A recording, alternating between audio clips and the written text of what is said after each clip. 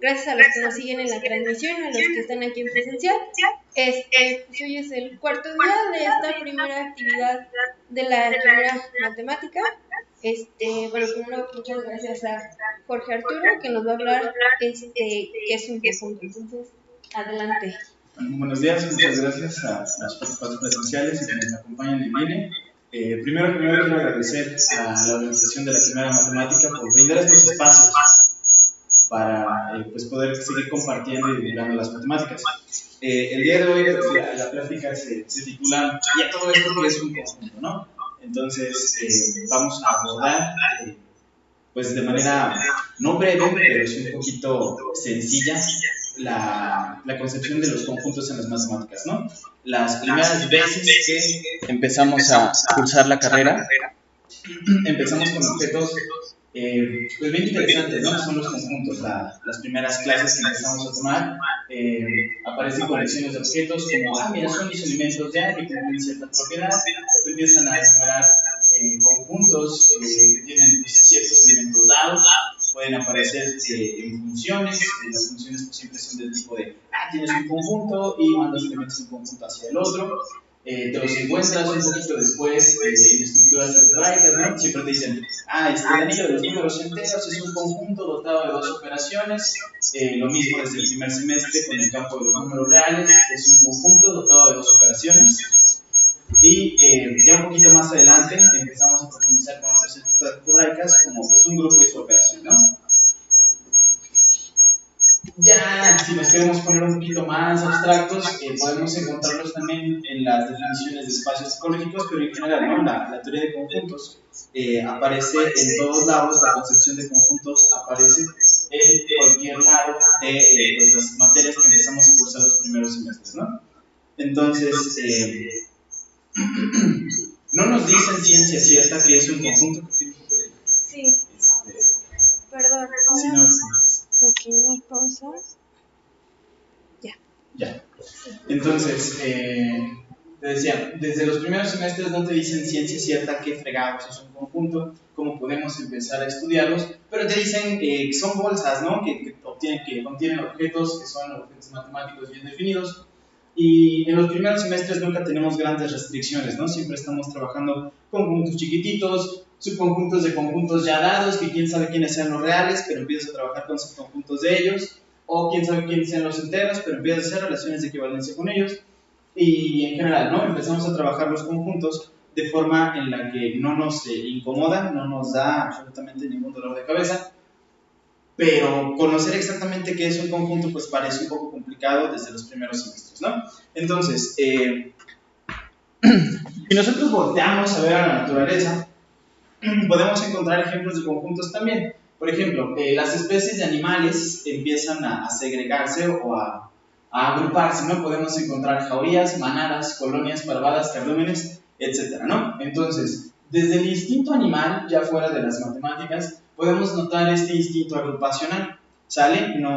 Como seres vivos nos encanta esta característica de agruparnos, de separarnos por alguna característica, de decir, mira, los lobos forman jaurías, algunos animales forman manadas, las hormigas forman colonias, etcétera, ¿no? Nosotros como seres humanos, pues, formamos sociedades, ¿no? Nos segregamos los unos a los otros, nos separamos los unos a los otros por X o Y propiedad o característica y sobrellevamos la forma de vivir entre nosotros. En el mundo microscópico, las bacterias y los virus forman colonias, una vez más, hay un instinto agrupacional ahí. Y mi ejemplo favorito en particular son las plantas, ¿no? En los bosques están las redes de micelio de los hongos y las redes de micorrizas, que son estas redes que están en el subsuelo y que se comunican entre todos los árboles, ¿no? Entonces, más allá de lo que en matemáticas podemos ver que es pues una agrupación de objetos a lo que llamamos conjunto, pareciera que este instinto agrupacional pues es inherente a la vida en este desgraciado planeta, ¿no? Entonces, me encantaría saber si en otros planetas donde hay vida sucede lo mismo, ¿no? Que nos empecemos a agrupar y que empecemos a buscar características en común para hacer esta forma de agrupaciones, ¿no?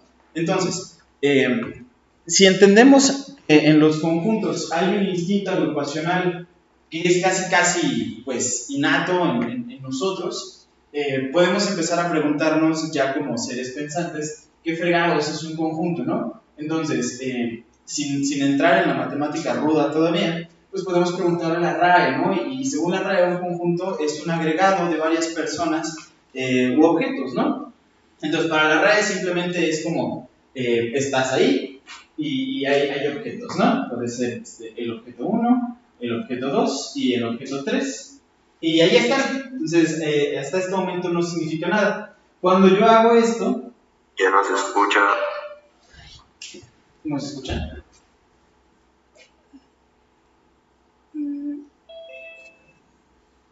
Bueno, ¿se escucha? ¿Te escucha?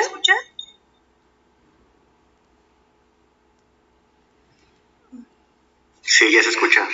Ok. Sale. Entonces, una disculpa porque no escucharon lo anterior, pero bueno, voy a continuar. Entonces, les decía, antes de dibujar el contorno de este dibujo, tenía tres objetos separados, ¿no? El simple hecho de dibujar un contorno alrededor de él ya me está dando la idea de un conjunto, ya están agrupados. Entonces, si yo cometo la osadía de quitar el contorno, entonces ya no están agrupados. Entonces ya no son un conjunto, desde la perspectiva más simple que podemos verlo. Entonces, ¿qué es lo que se está escondiendo detrás de este objeto, no? ¿Qué es lo que puedo ver? Podemos empezar a tomar a los conjuntos, a interpretarlos como el mero estar junto de las cosas, que es justamente lo que acabo de hacer en el pizarrón. Yo tengo tres cosas ahí que están, entre comillas, juntas, pero hasta que no les dé esta curva o esta curva que los englobe, por así decirlo, ya puedo decir que están prácticamente juntos, ¿no? Ya puedo empezar a hablar de que están dentro de un conjunto. Entonces, según esto que estamos diciendo, un conjunto es la consecuencia de una acción, la consecuencia de agruparse, o es la consecuencia de estar juntos. Entonces, eso desde mi muy particular punto de vista es raro, ¿no? Estamos tratando de identificar un objeto a través de una acción. Entonces, hasta donde sabemos, los objetos y las acciones son dos cosas distintas, ¿no? En nuestro entendimiento. Entonces, si un conjunto es el mero estar junto de algunas cosas, creo que ya me voy demasiado, no, podemos empezar a formar conjuntos de las siguientes maneras, ¿no? A esta parte la llamo las técnicas de la creación.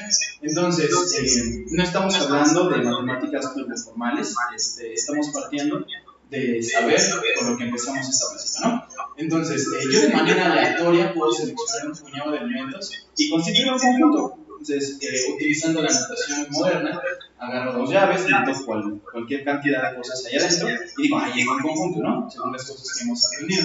Puedo empezar a separar elementos y formar conjuntos por pues algunas propiedades de objetos matemáticos bien definidos, ¿no? Entonces puedo pensar en los números primos mayores de 100, puedo pensar en las funciones continuas en toda la recta real según una cantidad finita de puntos, puedo pensar las raíces imaginarias de un polinomio o los números pares que sean mayores que 57, ¿no?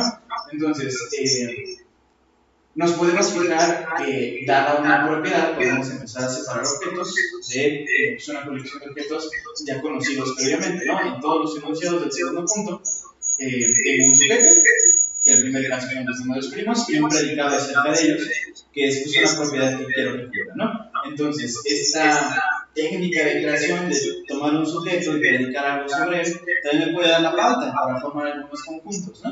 Y después puedo irme a las definiciones verbales, que son las más mañosas de todas. O, por ejemplo, el conjunto que contiene el número entero más pequeño que no sea definible en menos de 60 letras. O sea, una frase un poquito intrincada, pero puedo pensar que lo puedo constituir, ¿no? Porque al final del día un conjunto es el mero estar junto de algunos objetos. Entonces, si puedo partir de esa propiedad para definir un conjunto, nada en este momento me lo está impidiendo. Después, puedo pensar en el conjunto que contiene al número más grande que quepa en un renglón, sea lo que sea que entendamos por renglón en este momento, puedo seguir buscando a la colección que contiene ese objeto. ¿Sí me voy a entender con esto?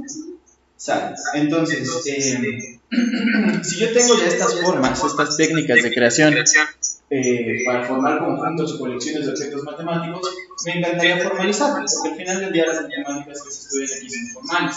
Entonces, surgen dos grandes preguntas.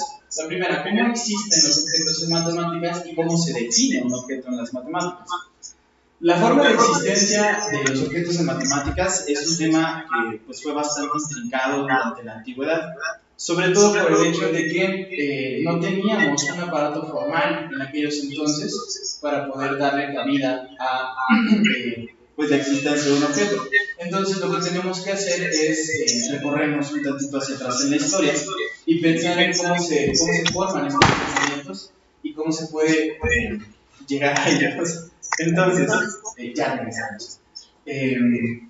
La segunda pregunta es ¿cómo definimos objetos en matemáticas? La manera en la que uno define las cosas en las clases de aquí de la facultad, llega tu profesor y te dice, mira, un grupo es un conjunto que hace esto, y después te dice, un campo es un conjunto que hace esto, o luego llega y dice, una función es algo que va de un conjunto en otro. Entonces, si nos damos cuenta, los conjuntos están presentes en prácticamente todas las definiciones que uno hace en la carrera, ¿no? Por no decir que en absolutamente todas. Entonces, si uso los conjuntos para definir cualquier otra cosa en matemáticas, ¿cómo puedo plantearme la existencia de un conjunto? Estas ideas sobre las agrupaciones y su formalización abarcan un amplio rango en la historia de las matemáticas.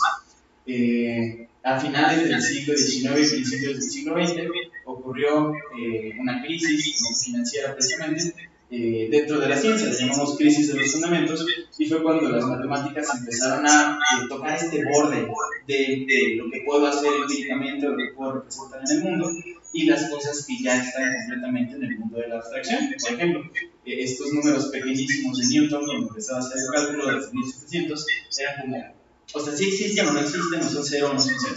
Entonces, tenemos estas cuatro corrientes filosóficas dentro de la filosofía de las matemáticas: el formalismo, el intuicionismo, el logicismo y el platonismo. El formalismo, que es algo muy conocido y que tenemos muchos tintes en la actualidad hoy, consta de dotar a las matemáticas o ciertas áreas de un sistema de axiomas, un sistema de reglas de diferencia y de tratar de formalizar justamente a través de estos axiomas y reglas de diferencia las cosas que se hacen en matemáticas. La siguiente corriente, que es el intuicionismo, rompe muchísimo con las cosas que hacemos hoy en día, porque los intuicionistas creen al día de hoy, si es que todavía existe alguno, que las matemáticas son un producto de nuestra mente. Y no voy a negar que en nuestra mente nacen muchas de esas cosas, pero el intuicionista cree que si uno no lo piensa, entonces no existe. Lo cual a mí en particular no me parece muy correcto, ¿no? Yo sostengo que las matemáticas no necesitan ser pensadas para existir, pero ahorita vamos a llegar a ese punto. El logicismo era todavía más radical. Decían que las matemáticas se podían reducir a un montón de símbolos, un conjunto de símbolos, y que todo significado iba a estar dentro de ello y no iba a haber prácticamente nada de semántica, ¿no? Pura sintaxis. Entonces, estas tres corrientes que no aportan demasiados al formalismo no nos sirven para responder las preguntas que tengo ahí arriba, hasta que llegamos al platonismo. Si estudiamos un poquito de filosofía, nos damos cuenta que Platón propone en sus textos más célebres un mundo de las ideas, un mundo de ideas perfectas, entidades supracelestes, como pueden decir algunos otros científicos de su época, en donde dices, mira, yo a través del razonamiento voy a acceder al mundo de las ideas, voy a bajar estas ideas perfectas y voy a tratar de entenderlas, en este caso como matemáticas. Entonces, la primera pregunta la respondemos: ¿cómo existen los objetos en matemáticas? Los objetos en matemáticas pertenecen a este mundo de las ideas perfectas de Platón.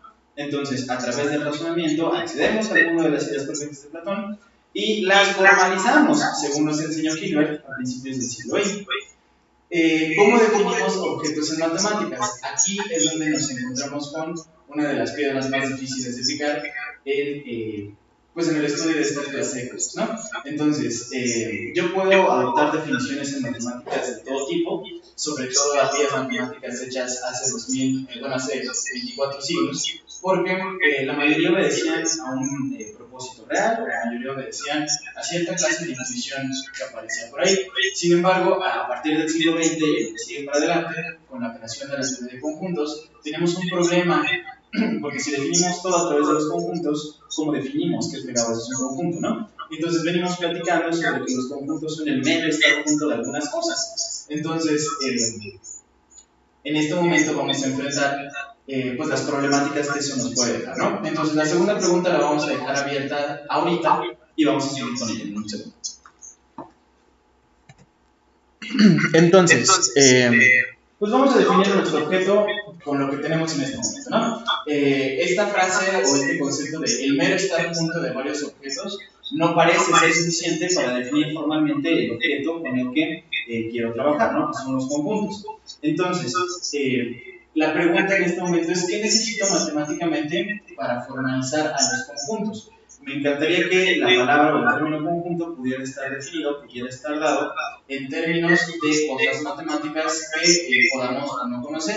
Sin embargo, el término conjunto, como lo venimos estudiando en estos minutos de charla, es muy vasto, ¿sale? No puedo, no se puede decir que un conjunto es un ente matemático sin incluir algunas cosas a través de lo que vamos a decir. Entonces, el genio no fui yo, muchos lo pensarán, pero Cantor tampoco fue el genio que empezó con ello, sino fue Bolzano. Estudiamos un poco de lo que hizo Bolzano en cálculo 1 y luego se su vida en la carrera. Pero les vengo a recordar que Bolzano fue el héroe para una revelación primitiva del concepto de conjunto en las matemáticas. Entonces vamos a explorar lo que nos decía Bolzano. Bolzano tenía 4 atributos. Él decía, mira, yo no te puedo decir que es un conjunto, pero te puedo explicar cómo un conjunto se tiene que comportar en las matemáticas, ¿sale? Bolzano comprendía que el término conjunto no estaba dentro del alcance de las matemáticas en esos tiempos, pero le dio la vuelta al problema y entonces nos dijo, mira, yo no sé qué es un conjunto de ciencia cierta, pero te puedo decir que es un conjunto en matemáticas o que debería satisfacer una colección de objetos para que se pueda considerar un conjunto en matemáticas.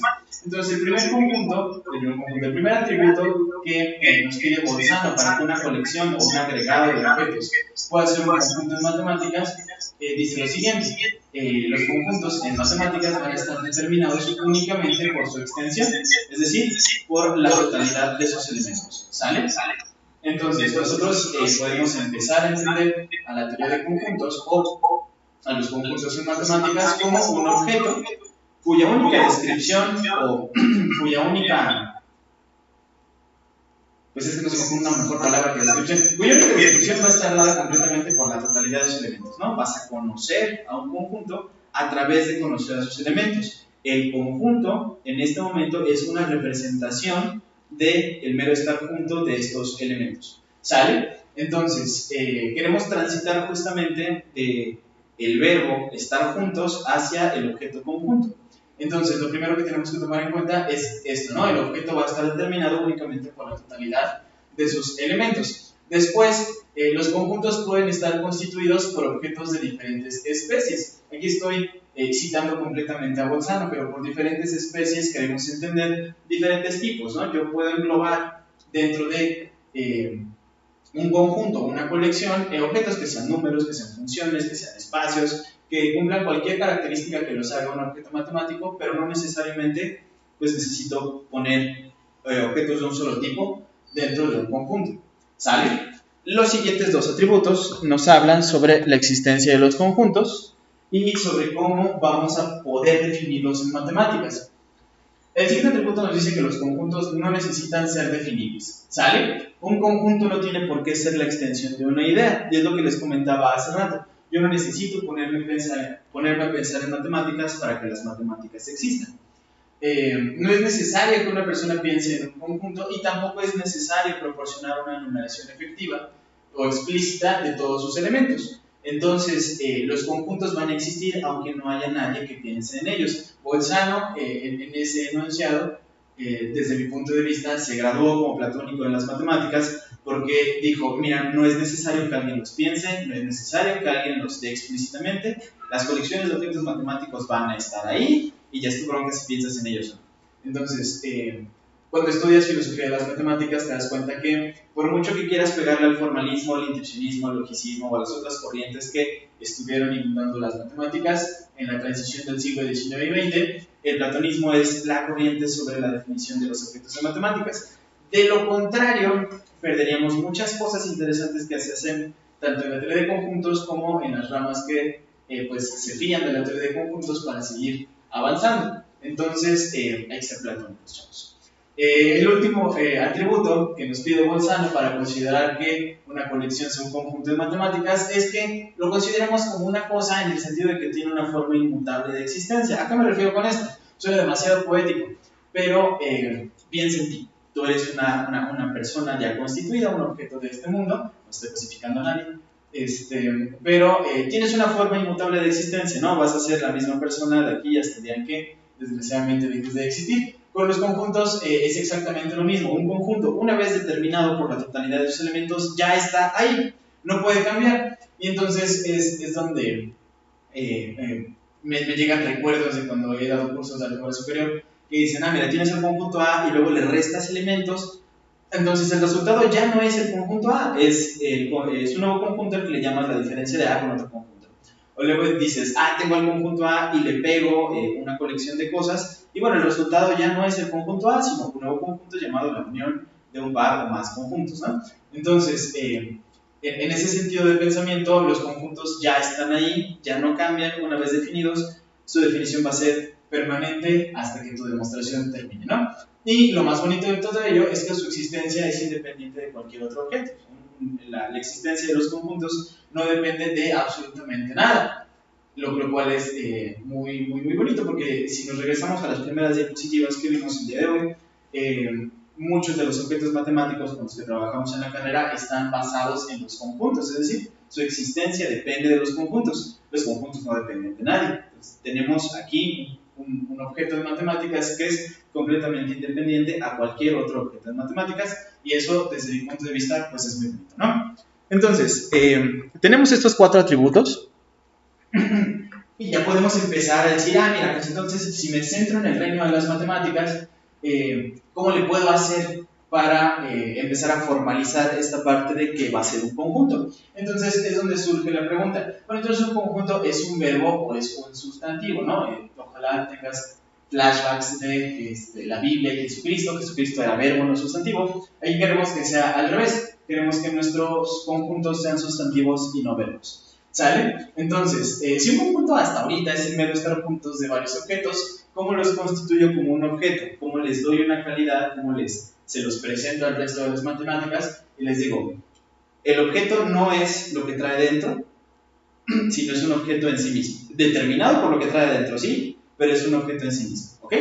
Entonces, como objeto, además de los atributos de Bolzano, ¿qué podemos decir de un conjunto? Y aquí es donde empiezan a resonar algunas cosas que deberían ser que debieron ser intuitivas para la gente de aquellos tiempos que empezó a estudiar a las colecciones de objetos matemáticos. Acá me refiero como, ¿qué más se puede decir de un conjunto? Cuando tienes un conjunto, lo primero que te preguntas, o lo primero que nos deberíamos preguntar como estudiantes de ciencias es ¿qué trae dentro? ¿Quiénes son sus elementos? ¿Cómo está constituido? Cuando yo me doy cuenta de quiénes son sus elementos y cómo está constituido, podemos recordar las técnicas de la creación que estuvimos viendo en alguna diapositiva anterior, que tenemos 3 o 4 técnicas de formar conjuntos. Entonces, a través de esas 3 o 4 técnicas de formar conjuntos, yo puedo emitir un juicio más o menos exacto hasta este momento de quién podría o no estar dentro de los conjuntos que yo estoy formando. Entonces, cuando me pongo a pensar, además de los atributos de Bolzano, ¿qué más se puede decir sobre un conjunto? Puedo notar las 2 nociones más importantes sobre los conjuntos en este momento, que son la noción de pertenencia y una consecuencia de la noción de pertenencia, la noción de subconjunto. ¿Sale? Entonces, formalizando a los conjuntos en matemáticas con los 4 atributos de Bolzano, que son como la piedra angular de todo esto, puedo empezar a determinar las nociones de pertenencia y subconjunto. Las nociones de pertenencia y subconjunto son juicios en el sentido de que tienen una respuesta ya sea verdadera o falsa, ¿no? Con la pertenencia me puedo preguntar si algo pertenece a un conjunto o no, y con la relación subconjunto, que es una consecuencia de la pertenencia, también puedo determinar si algo es subconjunto o no de otro conjunto. Entonces, con las concepciones que llevamos hasta ahora, le estamos dando 2 propiedades al sustantivo que quiero definir, que es un conjunto. ¿Sale? Entonces, continuando con ello, nos vamos a topar inevitablemente con un problema o varios problemas en la definición de los conjuntos. Entonces, como objeto ya lo tenemos y es bastante básico, ¿no? Es la transición entre un verbo hacia un sustantivo. Ya vimos que, pues como verbo, está muy bonito, que si yo pinto tres objetos y luego pinto un circulito alrededor de ellos, esa acción ya convierte a los objetos como un conjunto. ¿Sale? Ya lo constituimos como sustantivo con los atributos de Bolzano y le sacamos dos propiedades importantes, ¿no? Que es la noción de pertenencia y de subconjunto. Entonces, como objeto, ahí está. Ya logramos sentar un poco la base sobre cómo va a ser un sustantivo. Pero la pregunta es, ¿puedo definir conjuntos de manera arbitraria? Y entonces ahí es donde sí sale nuestro héroe que es Kant.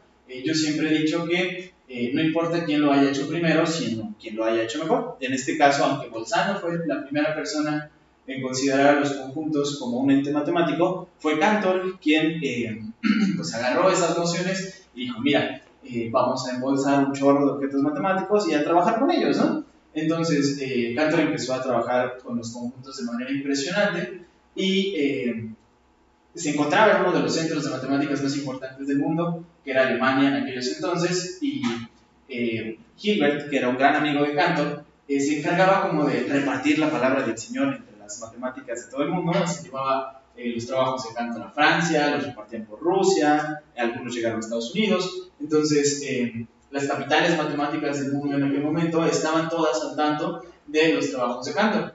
Tan al tanto estuvieron que llegaron a Inglaterra con este señor que se llamó Bertrand Russell, ¿no? Entonces, nada malo en contra de Russell, le tengo un aprecio sincero después de haber escrito mi tesis, pero Russell nos dejó con un problema en aquel entonces muy gordo, ¿no? Ya todos estamos pensando en la paradoja de Russell. Entonces, voy a ejemplificarla así de manera muy breve y vamos a platicar de ella, ¿no? Entonces, si a través de la notación moderna definimos a la colección R, que consta de aquellos conjuntos que no se pertenecen a sí mismos, podemos deducir dos cosas importantes. La primera es que si yo supongo, nada más por suponer, que R es elemento de sí mismo, entonces pues R debe satisfacer la propiedad que define pues, el mismo, ¿no? Que es no pertenecer a R. Entonces tenemos que si R es elemento de R, entonces R no es elemento de R. Y dices, bueno, llega una contradicción. Entonces debería ser lo contrario. Estamos trabajando con una lógica aristotélica en donde las cosas o bien son ciertas o bien son falsas, pero nunca ambas, ¿no? Entonces me voy al segundo renglón y digo, bueno, si R no pertenece a R, entonces otra vez R satisface la propiedad que lo define. Y vuelvo al caso en donde R sí es elemento de R. Entonces, en ambos casos, ambas consideraciones, tengo una contradicción. La paradoja de Russell debe ser un poco familiar para ti, pero nunca es mal momento para recordar el pensamiento circular que ocurre aquí, ni para mencionar que las paradojas no son algo incorrecto, ¿sale? Voy a tomar un minuto fuera de mi tema para decir que las paradojas no son una forma de pensamiento incorrecto en matemáticas. De hecho, tenemos resultados buenísimos como la incompletud de Gödel, que están basados en el pensamiento circular de una paradoja.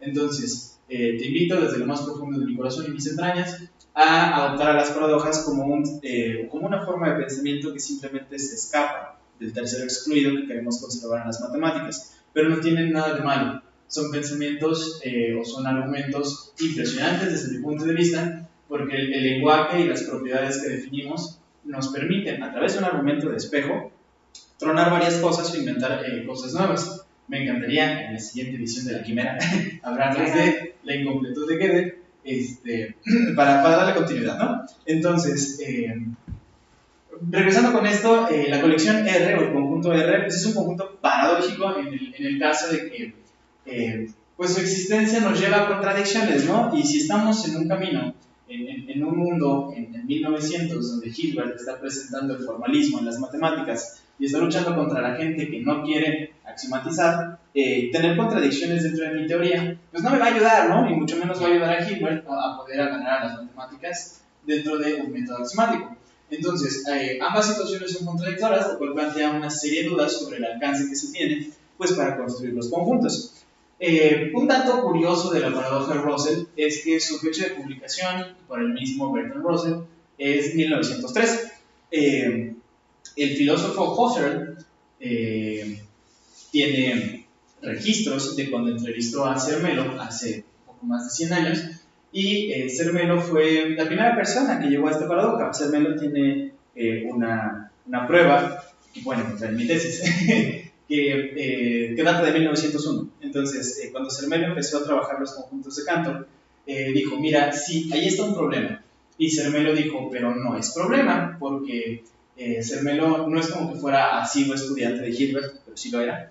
Y dijo, con lo que me enseñó Hilbert podemos axiomatizar esta clase de objetos y concluir que pues, colecciones como esta no podría ser un conjunto, ¿no? Entonces, lo interesante con todo esto es que a Zermelo no le dio miedo, pero a Russell sí. Y Russell dijo, no, los conjuntos son malos, Cantor es un demonio, y empezó a hacer cosas muy raras. Yo no culpo a Russell de nada, pero tampoco lo entiendo. Entonces, la solución de todo esto, ya para poder definir a mis conjuntos como un término matemático, es justamente a través del método axiomático.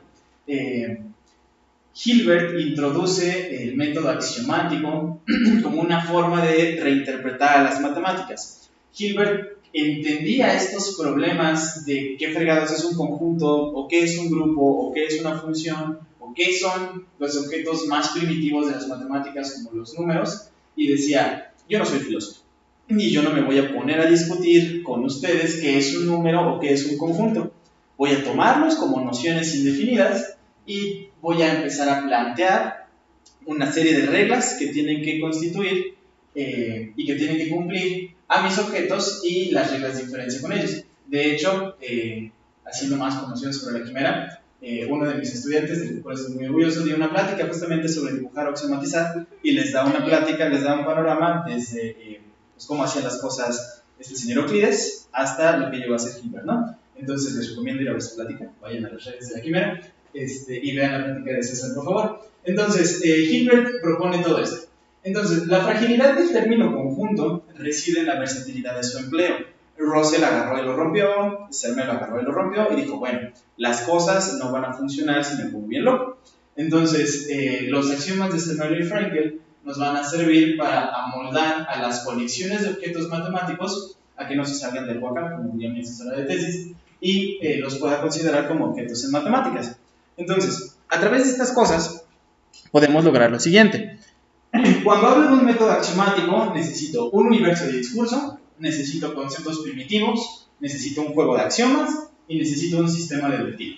Por universo de discurso, podría tomarme a todas las colecciones que podríamos formar con las técnicas de la creación que vimos en las diapositivas anteriores. Entonces, con esas técnicas puedes decir, mira, aquí está, de aquí puedes agarrar todas las bolsas que tú quieras.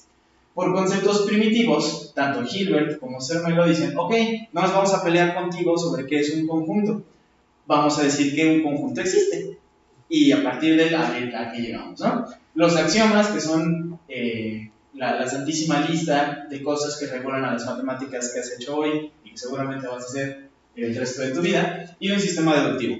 Algo curioso sobre la axiomatización de la teoría de conjuntos es que un aparato lógico que funcione como sistema deductivo no existía.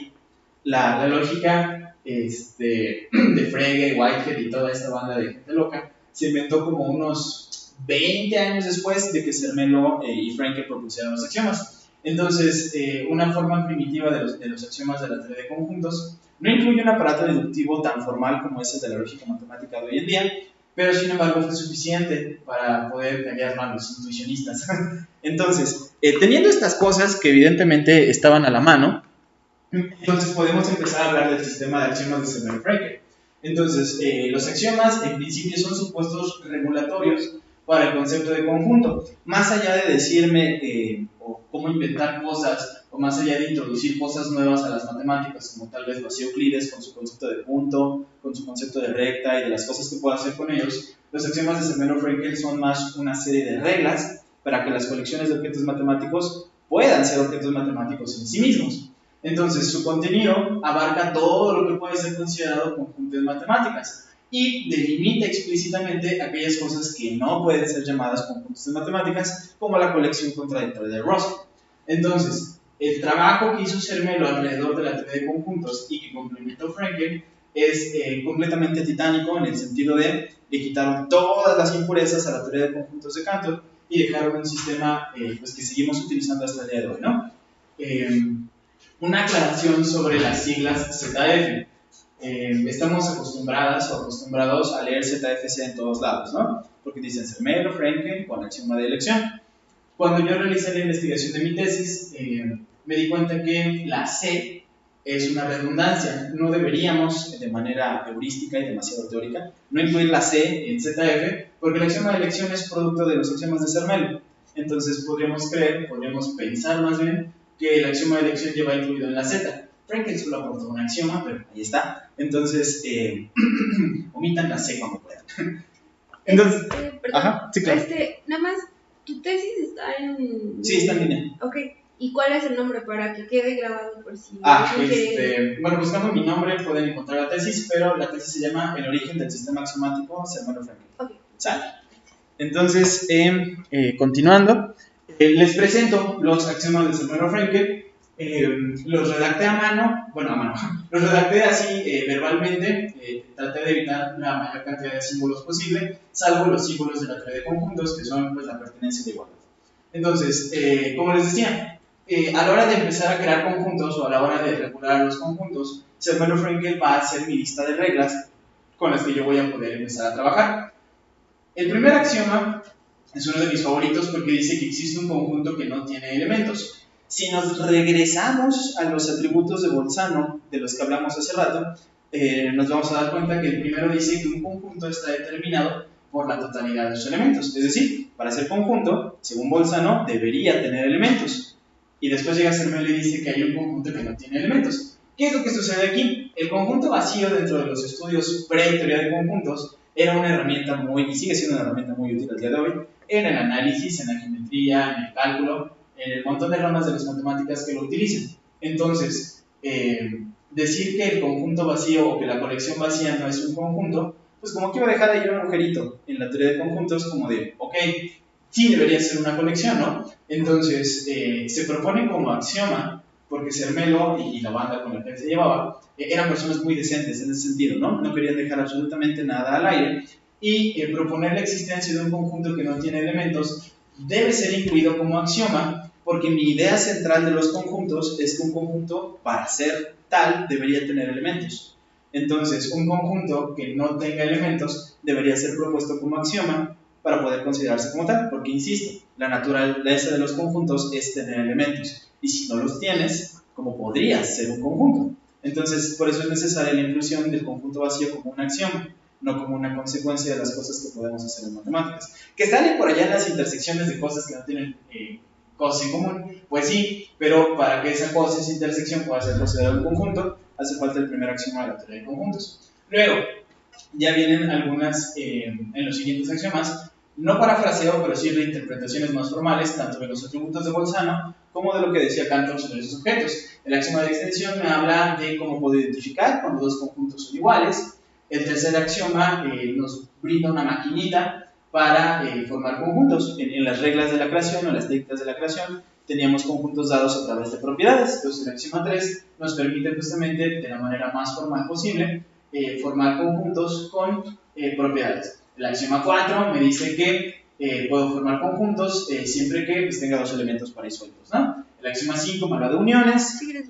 Por favor.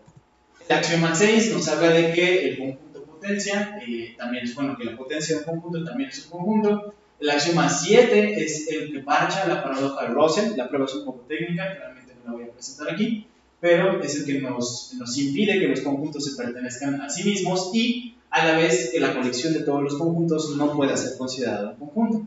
El axioma 8 me habla sobre los conjuntos infinitos. El axioma 9 es muy técnico, solo lo puse ahí por referencia. Y el axioma 10, que llevamos todos en el corazón, que es el axioma del éxito, ¿sale? Entonces, con estos 10 axiomas, ya tenemos una lista para regular completamente a toda la teoría de conjuntos y poder decidir cuándo una colección va a ser un objeto matemático o no, y cuando lo sea, le voy a poder llamar conjunto en matemáticas. Entonces, con toda esta charla ya les di la vuelta a la pregunta de cómo defino conjuntos, pero aquí están mis conclusiones.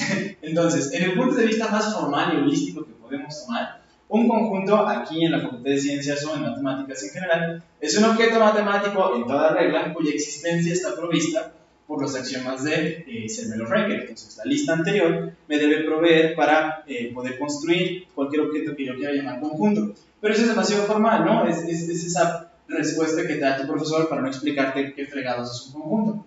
Entonces, en un ámbito más general, pero aún dentro de las mates, que es lo que nos atañe el día de hoy, un conjunto es una agrupación de objetos matemáticos, para empezar, considerada en sí misma como un objeto matemático independiente, que es justamente lo que queríamos, transitar del verbo hacia el sustantivo.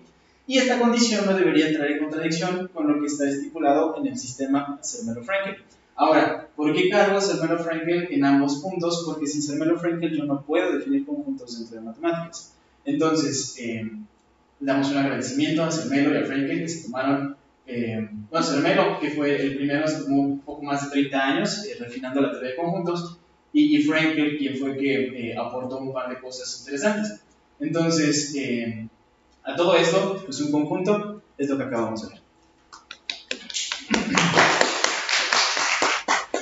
¿Alguna pregunta, alguna duda? Déjame ver si... bueno, adelante, mientras veo si hay alguien.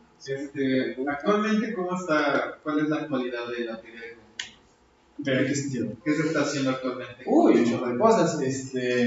Lo último que yo estudié en la licenciatura fue teoría de conjuntos combinatoria para producir modelos de la teoría de conjuntos en donde algunos axiomas o enunciados sean ciertos o falsos, que son las técnicas de forcing.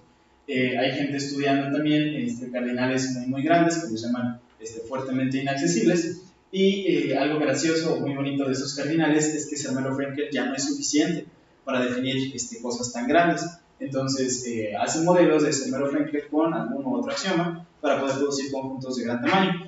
Y supongo que otro ámbito de la teoría de conjuntos que no se estudia muy dentro de la teoría de conjuntos, pero sí, es verlo desde la teoría de categorías, que es como la teoría de conjuntos es la base de todas las matemáticas conocidas hasta ahora. Siempre hay un punto de cualquier categoría hacia la categoría de conjuntos y pues podemos estudiar varias cosas.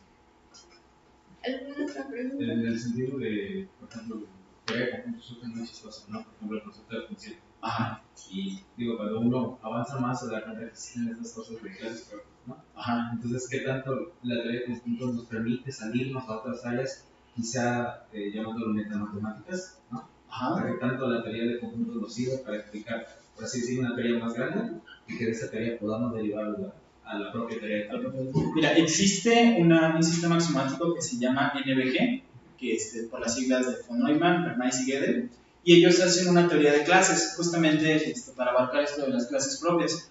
NBG es una teoría de conjuntos conservativa, una teoría de clases conservativa que conserva todo lo que hace ZF y lo extiende hacia cosas como la clase de los cardinales, la clase de los ordinales o la clase propia de los conjuntos como tal. Entonces, con NBG puedes deducir ZF sin ningún problema y con NBG puedes empezar a justificar la teoría de categorías.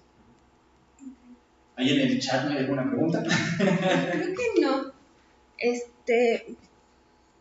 No hay preguntas. Bueno, yo muchísimas gracias por habernos dado solicitud a este tipo de este primer evento. Y claro, como mencionaste, pues ya apuntadísimo para la segunda jornada o para alguna sesión ahí extraordinaria en los siguientes meses. Y bueno, muchas gracias a ustedes por venir, a los que nos escuchan en Zoom, muchas gracias por conectarse. Te vamos a entregar de parte de nuestra organización un pequeño reconocimiento. Qué chido. Y pues muchas gracias otra vez.